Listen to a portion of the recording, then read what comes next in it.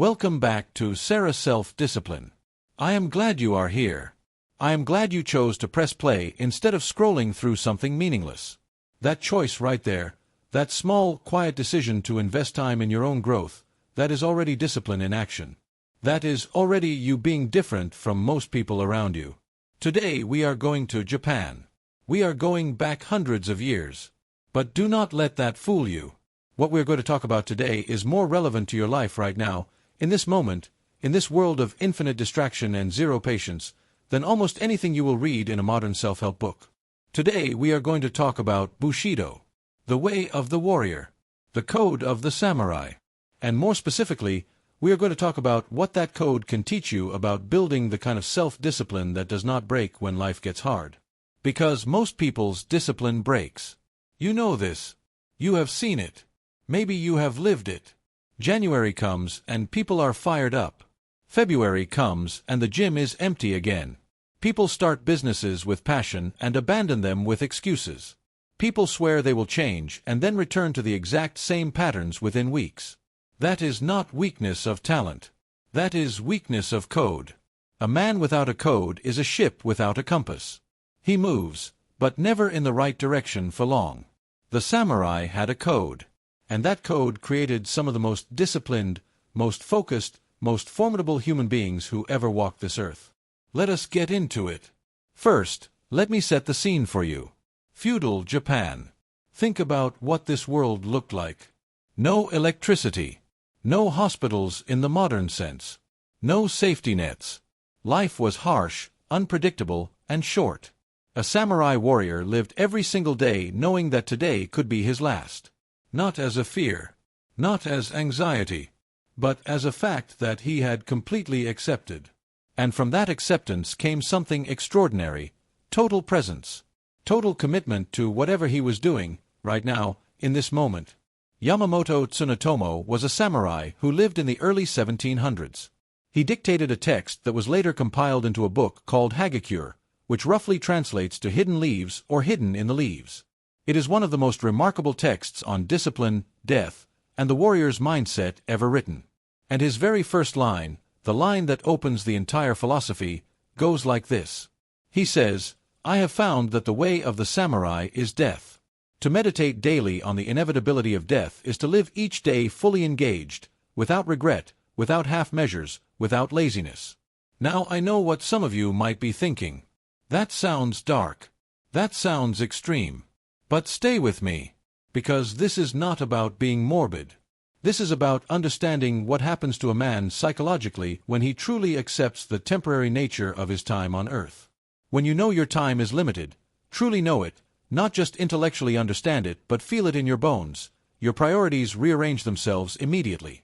The meaningless things fall away. The petty complaints disappear. The excuses evaporate. What remains is what truly matters. And you pursue it with every ounce of energy you have. The samurai did not waste mornings. He did not waste evenings. He did not waste relationships, or his craft, or his training. Because every single thing he did as if it were the last time he might do it. That level of intentionality is what separated him from ordinary men. So here is the first lesson from Bushido that I want you to carry with you. Live with urgency. Not panic. Not anxiety. Urgency. There is a difference. Panic is running in circles because you are scared. Urgency is moving with purpose because you understand the value of time. Start treating your mornings like a warrior treats the first light of day, as a gift that was not guaranteed, and as an opportunity that will not come again. Now let us talk about the 7 virtues of Bushido. Because Bushido was not just about fighting. It was a complete philosophy of how to live. And these 7 virtues are remarkable because they are essentially a manual for self-discipline that is timeless across any culture. The first virtue is Gi, rectitude, or right action. In the samurai's world, this meant doing what is right even when it is costly. Even when it is unpopular. Even when nobody is watching. Gi is the commitment to your own standards regardless of external pressure. Think about how rare this is today. We live in a world where people behave based on how they think they will be perceived. People work hard when the boss is watching and cut corners when he is not. People eat clean when someone can see them and binge in private. People are kind in public and cruel in private. That is not discipline. That is performance.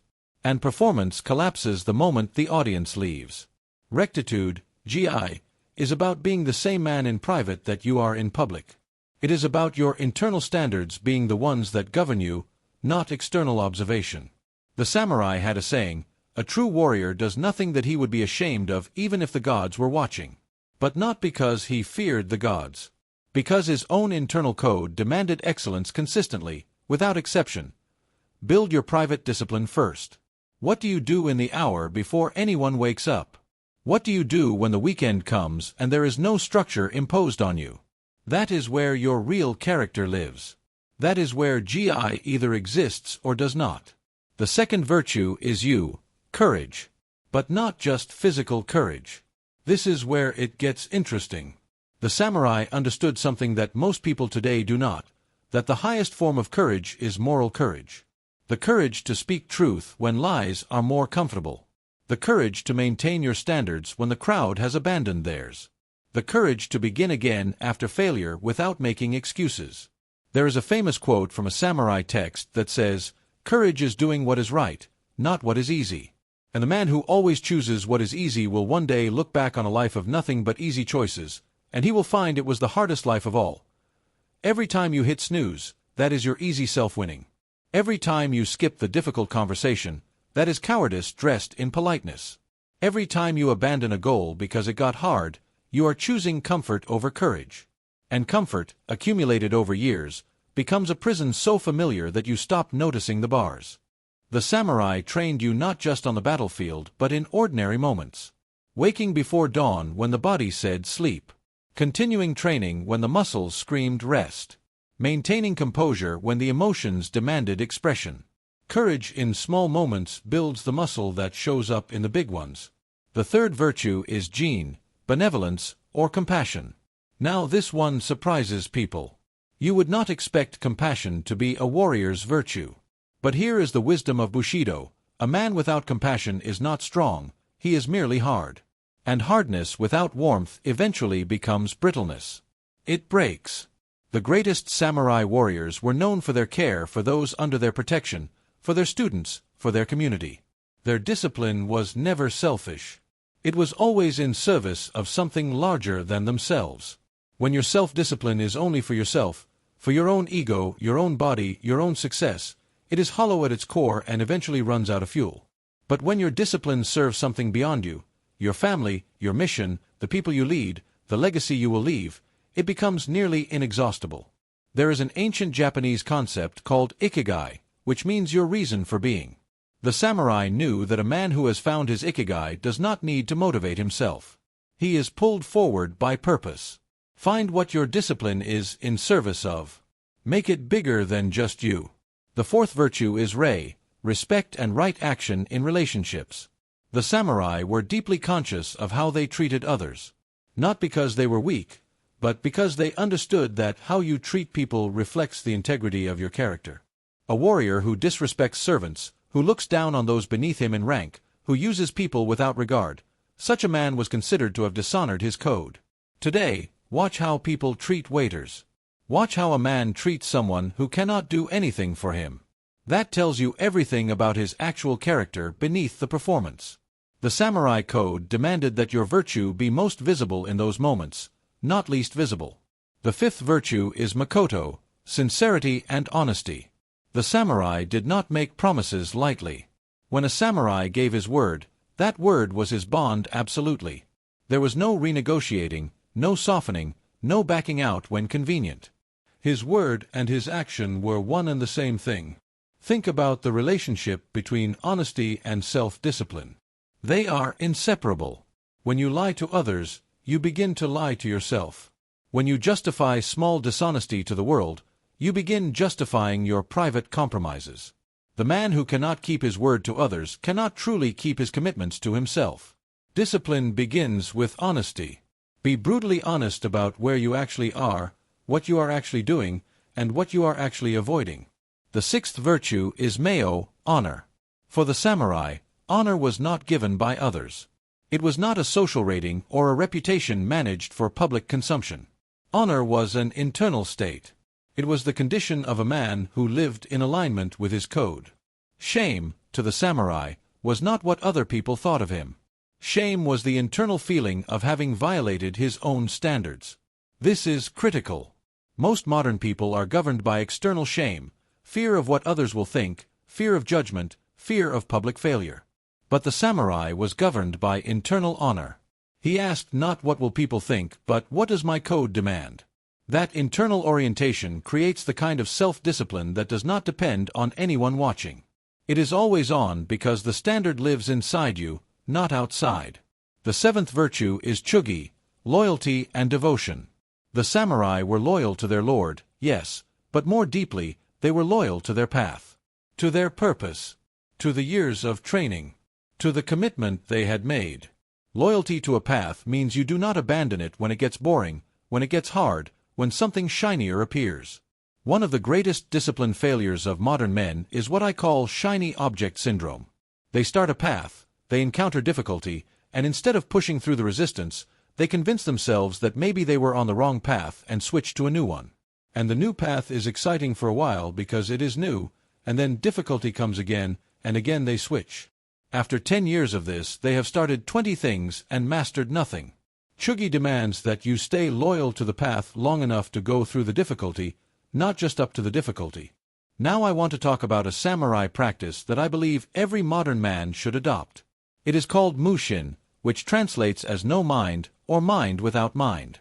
Mushin is the mental state the samurai trained to achieve in combat, a state of complete presence where the mind is not cluttered with fear, with past mistakes, with future outcomes. Just pure, total engagement with what is happening right now. In battle, a samurai who was thinking about yesterday's wound or tomorrow's outcome was already dead. The man who won was the one entirely in the present moment, responding to what was in front of him with total clarity and zero hesitation. The samurai trained for years and years and years, not so that he had to think about his technique, but so that he did not have to think about his technique. The training went so deep that the right action arose spontaneously, without deliberation, without hesitation. That is mushin. The conscious mind steps aside and mastery takes over. Now translate this to your life. How many hours of your day are you actually present? How many times do you sit down to work and your mind is somewhere else? On a conversation from yesterday, on a worry about next week, on a notification on your phone, on a thought that pulls you out of the moment. Almost everyone in the modern world lives in a state of constant mental fragmentation. They are never fully here. And because they are never fully here, nothing they do is done with full power. The samurai practice that developed mushin was repetition to the point of mastery, combined with meditation to quiet the mental noise. Every morning, the samurai would sit in stillness. Not passive stillness, alive, alert stillness. Learning to observe thoughts without being ruled by them. Learning to return attention to the present when it wandered. That practice, done daily, created the mental discipline that showed up in everything else. If you are not meditating, or doing something that develops present moment awareness, you are walking through your own life half asleep. The phone, the news feed, the constant stimulation, they are the enemies of mushin. They train your brain to be fragmented, to require novelty, to be uncomfortable with the present moment. And a mind that cannot stay present cannot be disciplined, because discipline is always a present moment choice. Let me tell you about Miyamoto Musashi. He is considered by many to be the greatest swordsman who ever lived in Japan. He fought over 60 duels without a single defeat. He developed his own fighting style, wrote the Go-Rin no Sho, the Book of Five Rings, which remains one of the most studied texts on strategy and mastery in the world. Military academies and business schools still study it today. But here is what I want you to understand about Musashi's life. He was not born with supernatural talent. He was born into poverty, lost his father early, and had a deeply difficult childhood. What made Musashi was his philosophy of relentless self-forging. He called this philosophy Tanrin, which means to forge through fire and striking, like a blacksmith making a blade. He believed that a man, like a sword, only becomes what he is capable of becoming by passing through repeated difficulty. The fire does not destroy the blade. The fire reveals and creates the blade. Musashi lived extremely simply. He never married. He had few possessions. He devoted his life entirely to mastery. He would say, "Today is the victory over yourself of yesterday. Tomorrow is your victory over lesser men." This was his daily mantra. He was not competing with other swordsmen. He was competing with who he had been the day before. That is the frame I want you to adopt. Stop measuring your discipline against other people. Some people are further ahead. Some are behind. The comparison is meaningless because they are not you, they do not have your starting point, your burdens, your path. The only competition that matters is yesterday's version of yourself. Were you more focused today than yesterday? More intentional? More consistent? Did you honor your code better today than you did yesterday? If yes, you are on the path. If no, you know what to work on tomorrow. It is that simple. And that demanding. Musashi also believed deeply in what he called do, the way. The idea that mastery is not a destination you arrive at. It is a way of living that you inhabit. The way of the sword. The way of the brush. For Musashi was also a painter and sculptor of extraordinary ability. He understood that the principles of mastery were the same in every domain: total commitment, consistent practice, constant learning, and the ability to see clearly without illusion. See yourself clearly. Not harshly, see yourself clearly. Know your actual strengths. Know your actual weaknesses. Not the story you tell about yourself. Not the version of you that exists in your daydream. The real you, right now, today. From that honest baseline, you can build something real. From a fantasy, you build nothing. There is another concept I want to bring in from Japanese culture that sits alongside Bushido beautifully. It is called Kaizen, which means continuous improvement.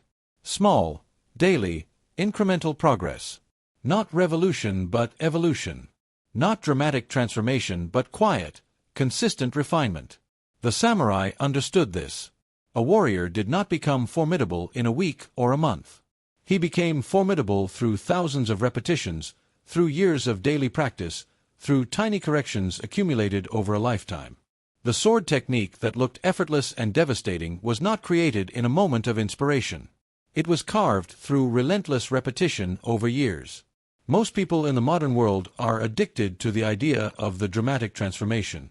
The 90-day complete body overhaul. The 6-week mindset revolution. The weekend retreat that changes everything. And these things are not without value. But the expectation that transformation happens in a burst is destroying people's ability to respect and maintain the slow process. Kaizen says, get 1% better today. Not 10%. Not 100%. 1%. And tomorrow, 1% again. And the day after, 1% again. If you apply that consistently for a year, the compounding is extraordinary. You are not the same person you were a year ago in that discipline. You are someone who has quietly, incrementally, without drama or announcement, become significantly better. The samurai who dedicated himself to Kaizen over 10 years did not notice himself becoming the greatest in his dojo. He just kept showing up, kept practicing, kept making small corrections. And one day, without making a declaration about it, he simply was. His excellence was the natural result of his process, not a trophy he was chasing. Chase the process. Trust the process. Let the results take care of themselves. I want to talk about one more concept from the samurai tradition before we close today's episode. It is called zanshin, which means lingering mind or remaining awareness. It is the state of relaxed readiness that a samurai maintained after an action was completed. Most people experience something like this. They finish a task and immediately collapse. They hit the gym and then completely lose all discipline for the rest of the day because they feel they earned rest. They finish a good week and then the weekend becomes a total abandonment of every standard they held during the week. They complete a project and then drift without direction until the next external deadline pushes them into action again. Zanshin is the opposite. It is the understanding that awareness, readiness, and intentionality never turn off. The samurai who won a fight and then relaxed his awareness completely might die from the second opponent he did not see coming. The discipline of zanshin is maintaining the vigilance and standards in the moments that feel like recovery as much as in the moments of direct effort. This is what separates elite performers in any domain from average ones. The elite are consistent in the boring moments, in the off-season, in the private hours. Their standards do not take days off. Their awareness does not collapse when the pressure lifts. They have internalized the code so deeply that it is simply how they live, not something they turn on and off depending on the situation. Zanshin in your daily life means finishing a workout and still eating like someone who respects their body. It means finishing a productive week and still sleeping well and waking intentionally on the weekend. It means completing a goal and immediately knowing what the next one is. The mind remains alert, engaged, purposeful, not tense, not anxious, but alive and aware. So let us bring this all together. What does Bushido, the way of the samurai, teach us about self-discipline in the modern world? It teaches us that discipline is not a habit. It is a code. A code is deeper than a habit. A habit can be broken under enough pressure. A code, when truly internalized, holds you even when you do not feel like holding yourself. It teaches us that death, the acceptance of impermanence, is not a source of fear but a source of urgency. When you understand that your time is genuinely limited, you stop wasting it. You stop tolerating mediocrity from yourself. You stop postponing the life you want to build. It teaches us that the 7 virtues, right action, courage, compassion, respect, sincerity, honor, and loyalty, are not separate qualities but a unified way of being. A man who cultivates all 7 is not just disciplined. He is formidable. Not because he is feared, but because he is whole. It teaches us Mushin, that the deepest discipline is the discipline of the mind. Before you discipline your body, discipline your attention. Before you control your schedule, control your thoughts. The warrior mind is not a chaotic mind. It is a clear, present, uncluttered mind that responds to what is rather than being lost in what was or what might be. It teaches us Kaizen, that mastery is built through consistent small steps, not dramatic leaps. Your discipline is built in the ordinary moments, the boring moments, the moments when nothing feels exciting or inspiring. Those are the moments that count most.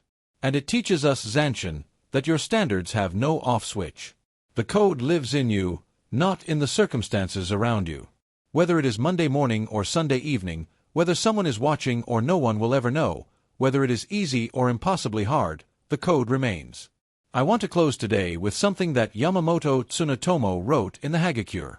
He said that a man who has made the decision to live completely, holding nothing back, giving his full self to his path, such a man has an advantage over all other men because he has already decided. He is not deciding again every morning. He is not renegotiating with himself when it gets hard. He decided once, deeply, completely, and after that the question is never whether but only how. That is the samurai's greatest gift to you. The invitation to decide. Not to try, not to explore, not to see how it goes, but to decide. To look at the life you want to live, the man you want to be, the standards you want to carry, and decide. Then become the man who already made that decision. That is the way of the warrior. That is Bushido. That is SERA Self Discipline. I will see you in the next episode. Keep forging.